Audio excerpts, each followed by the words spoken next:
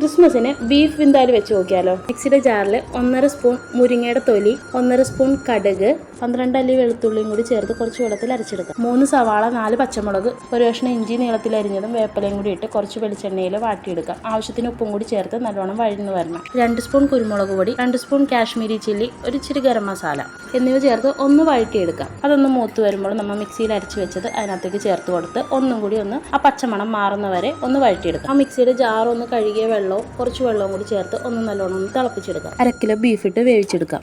തിളച്ച് പാതി വേവാകുമ്പോഴേക്കാളും 1.5 സ്പൂണോളം വിനീഗർ ഒഴിച്ചു കൊടുക്കാം. ഉപ്പും പുളിയും എരിവൊക്കെ ഓരോരുത്തരുടെ ഇഷ്ടം അനുസരിച്ച് ചേർക്കാവുന്നതാണ്. നല്ല എരിവും പുളിയൊക്കെ പിടിച്ച ബീഫ് വിന്താലും അങ്ങനെ റെഡിയായി. ക്രിസ്മസും ഈസ്റ്ററൊക്കെ വരുമ്പോൾ ക്രിസ്ത്യൻസിൻ്റെ വീട്ടിൽ എന്തായാലും ഈ എരിവറിച്ച ഉണ്ടാവും. പല സ്ഥലങ്ങളിലും പല പേരിലാണ് ഈ റെസിപ്പി അറിയപ്പെടുന്നത്. ബീഫ് വിന്താലു, ചാപ്സ്, എരിവറിച്ചി, പപ്പാസ് എന്നൊക്കെ അറിയപ്പെടും. ഈ റെസിപ്പി ഇഷ്ടമെങ്കിൽ ഒന്ന് ട്രൈ ചെയ്യണേ.